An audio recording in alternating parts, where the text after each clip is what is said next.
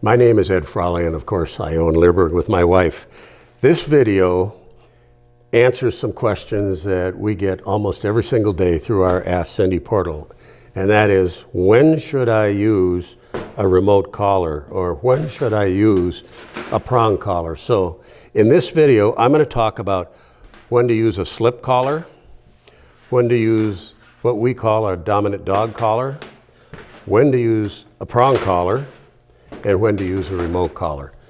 This is kind of a generalized video on this. It's not a how-to video, it's more of a when to use it, when to start to think about using it.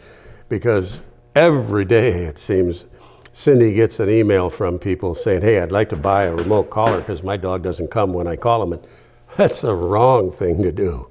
It's absolutely, I mean, we should probably sell them remote collars, for Christ's sake. We should tell them, you really need a remote collar, maybe in a year. Well, we won't go there. So let's start with a slip collar. Basically, the slip collar is a nylon cord with a ring on both ends. And it comes in a couple of different variations. You can actually get a leash that functions as a slip collar lead.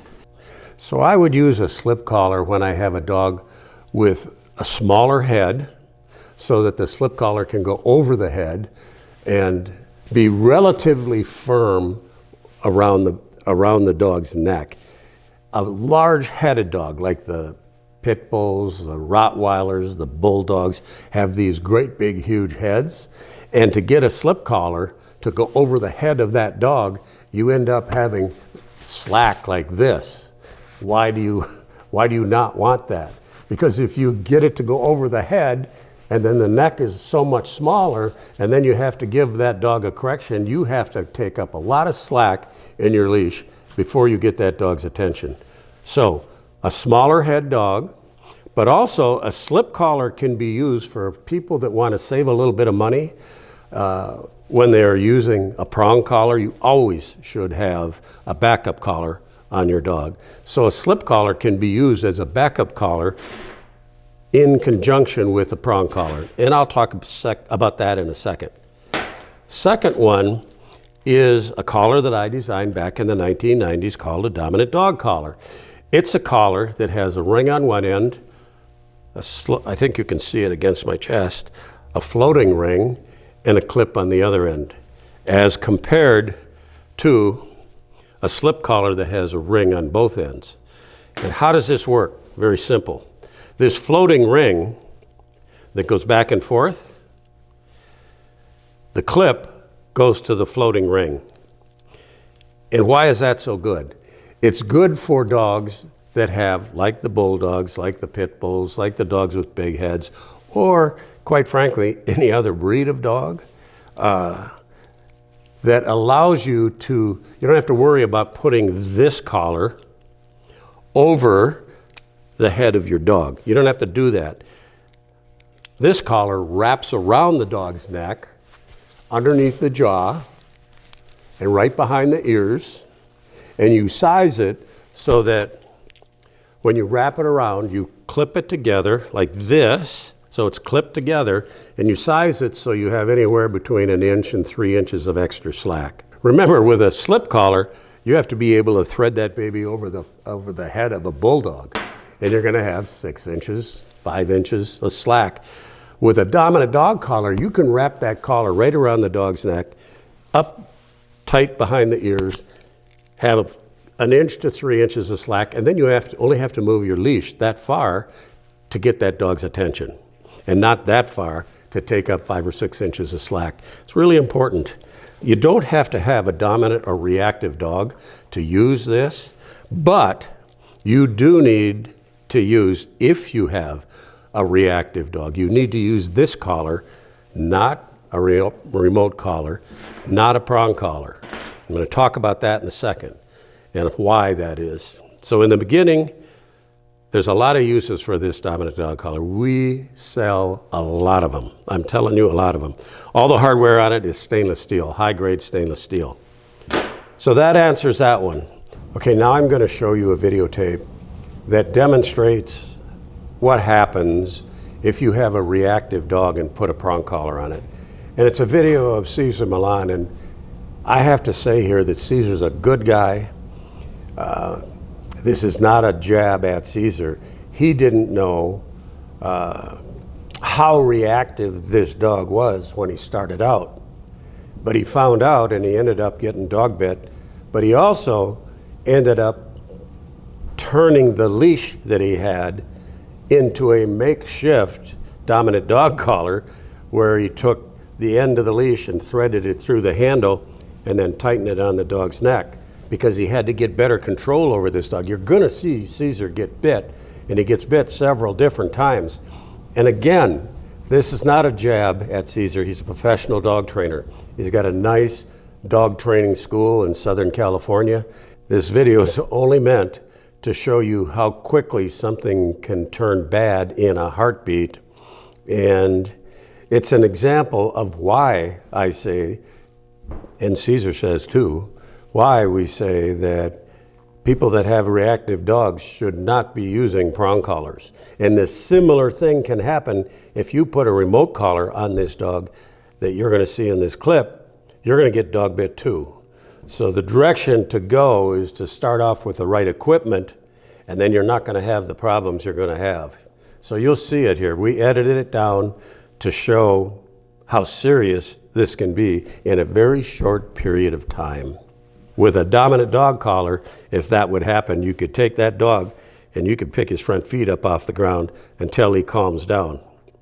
Because the purpose for this with a dominant dog collar is not designed to give leash corrections. It's designed to take up the slack on the dog and give him some upward pressure so he feels pressure. And they learn very quickly, I don't like that feeling. And the dogs that are trying to attack you, you pick it up and you pick their front feet up off the ground, and all of a sudden they're more concerned about what's going on around their neck because they can't breathe very well, and they're not concerned about trying to attack you or another dog or another person. So there's a lot of reasons to use this besides dominant and aggressive dogs. I just bring that up here. The next is a prong collar. There's different sizes of prong collars. There's different models of prong collars. A straight prong collar looks like this. This is a keeper collar that we sell. It's a work of art. It's expensive. They're handmade, very close to here. But a prong collar should not be used on a dominant dog. It should not be used on a dog that is reactive, because a correction on this on a reactive dog is going to elevate his reactivity. It's not going to calm him down. Dominant dog collar is going to calm that dog down because they don't like that. This, they don't understand it, and they're going to get worse and worse and more reactive and more aggressive. So the place to use a prong collar, a lot of people that are serious obedience trainers will use it in obedience work to fine-tune their obedience work on a dog. Once the dog knows and understands what behavior you're asking him to do. And it doesn't involve strong corrections. It only takes just a little bit of a correction. And then there are other people that don't want to train their dog leash pressure, in other words, give to pressure, and quit pulling on the leash. There's ways to do this where you don't have to put very much pressure on a dog to teach it motivationally. Don't do that. Don't pull. But a prong collar can be a reinforcement for a dog that's learning leash pressure too. So that's just something to think about. I think I'll do a video. We have horses. And I think I'll do a video to show how easy it is to take a 1,000-pound, $1,200 horse. $1,200 horse. They seem like they're $1,200. More than that when I have to buy hay to feed them all winter long. But I'll show you a video of how pressure can be used to move a 1,000, 1,200-pound horse with the end of my finger just to move them over. That's give to pressure. Anybody that's in the horse business understands give to pressure. People that are new to dog training, a lot of new people don't understand give to pressure. It's not acceptable to have a dog pull you down the street. And I have told a lot of new trainers that don't want to teach leash pressure that a prong collar can be power steering on dogs, for large dogs and small people, because the dogs can pull into it without giving it a pop on a leash. A dog can pull into it on the prong collar and it'll decide it doesn't like the feeling and it'll back off on its own. Okay, Cindy doesn't use it like that. That's because she is a professional dog trainer, and most professional dog trainers are going to teach gift of pressure. That brings us to the remote collar. The remote collar has the collar that goes on the dog's neck, a receiver, and a transmitter. And a remote collar should never be used to teach behaviors. Now, I understand there's professional dog trainers out there that do this. There are professional dog trainers that are limited in how much time they have available for what their customer is prepared to pay them to train their dog. So they can get in a hurry, and you can train a dog real quickly with a remote collar and force. It's a terrible thing to do. It's going to hurt your relationship with your dog. The use that we'll use a remote collar for, because the collars, well, for two reasons here. We'll use a remote collar when, like, we live on the edge of town, we have 45 acres, we butt up to woods and a river. When Cindy has her young dogs learning to come when called, she'll start them off on a long line, and once they understand to come when called, she'll cut them loose when they're in an area where there's no chance at all of getting hit by a car.